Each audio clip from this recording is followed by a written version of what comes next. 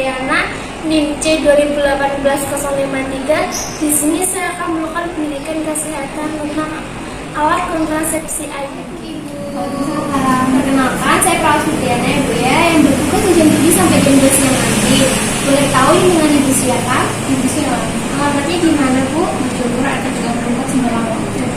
Baiklah Bu, di sini nanti saya akan melakukan pendidikan kesehatan kepada Ibu ya Bu ya tentang kontrasepsi IUD. Nanti saya akan membutuhkan waktu sekitar 5 sampai 7 menit Bu. Apakah Ibu sudah siap? Iya Mbak, saya siap. Saya mulai Bu ya, Ibu tolong memperhatikan ya Bu ya. Jika nanti saya terlalu cepat atau kurang jelas, Ibu silahkan bilang ya Bu. Iya Mbak. Baiklah. Sebelumnya, Ibu tahu nggak apa itu kontrasepsi IUD? Belum tahu Mbak. Oke, saya jelaskan di sini ya Bu ya. IUD itu dari singkatan intrauterine devices atau suatu alat kontrasepsi yang pemasangannya dilakukan dengan cara memasukkan alat berbentuk T ke dalam rahim. KB spiral merupakan alat kontrasepsi yang efektif dan aman. Jenis KB spiral yang pertama, KB spiral inert seperti lips, loop, dan Chinese ring. 2.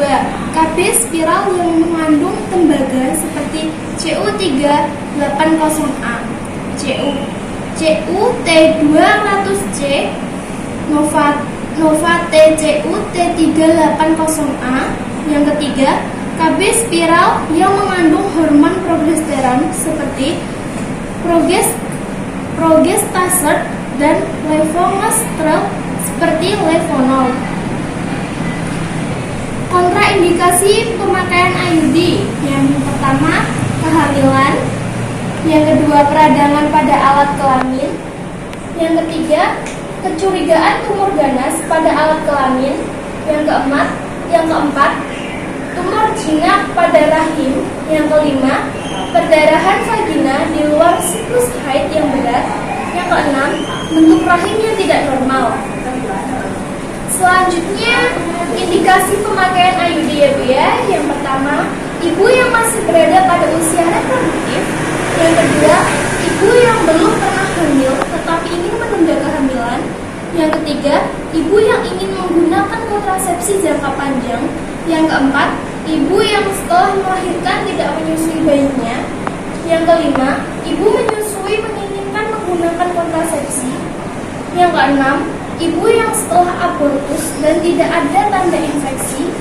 Yang ketujuh, ibu yang tidak menghendaki metode hormonal. Yang kedelapan, ibu yang tidak nyaman untuk melakukan minum pil setiap hari. Kelebihan dari KB IUD itu ada 8 ya Bu ya. Yang pertama itu keefektivitasannya segera setelah dilakukan pemasangan. Yang kedua, mempunyai manfaat jangka panjang, bisa sampai 10 tahun dan tidak perlu diganti. Sangat efektif karena tidak harus mengingat-ingat minum pil setiap hari.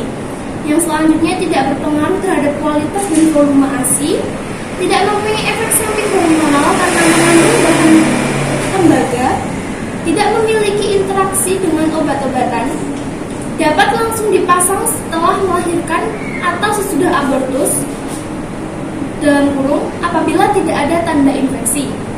Yang kedelapan, dapat digunakan sampai menopause 1 tahun atau lebih setelah haid terakhir. Dan KB IUD ini juga ada kekurangannya ya Bu ya. Kekurangannya ada 6. Yang pertama, melakukan prosedur medis termasuk pemeriksaan pelvis. Yang kedua, tidak dapat memberikan pencegahan terhadap IMS. Yang ketiga, tidak baik digunakan pada perempuan dengan IMS. Yang keempat, tidak baik digunakan pada perempuan yang sering berganti pasangan. Yang kelima, tidak dapat melakukan pelepasan KB spiral sendiri. Yang keenam, harus memeriksa posisi benang KB spiral dari waktu ke waktu.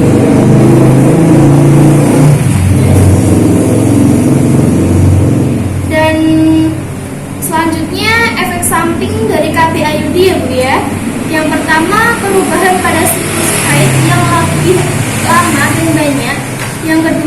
saat haid lebih sakit. Yang ketiga, kadang-kadang terdapat perdarahan sedikit di luar siklus haid. Pemasangan dan pelepasan IUD hanya bisa dilakukan oleh tenaga kesehatan, yaitu dokter dan bidan. KB IUD bisa dipasangkan 48 jam setelah persalinan. Jika terlambat, seringkali dokter menyarankan untuk memasang IUD mulai 6-8 minggu setelah persalinan.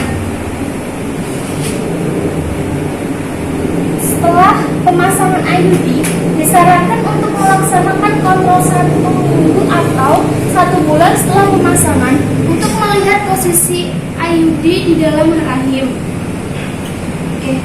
Baiklah Bu, saya sudah selesai menjelaskan tentang kontrasepsi IUD ini. Apakah ada yang kurang jelas atau Ibu ingin bertanya sesuatu tentang KB IUD ini? Sudah jelas Mbak, tidak perlu ditanyakan. Baiklah Bu, terima kasih ya Bu ya atas kerjasamanya, dan terima kasih juga atas waktunya. Saya izin pamit ya Bu ya. Wassalamualaikum warahmatullahi wabarakatuh.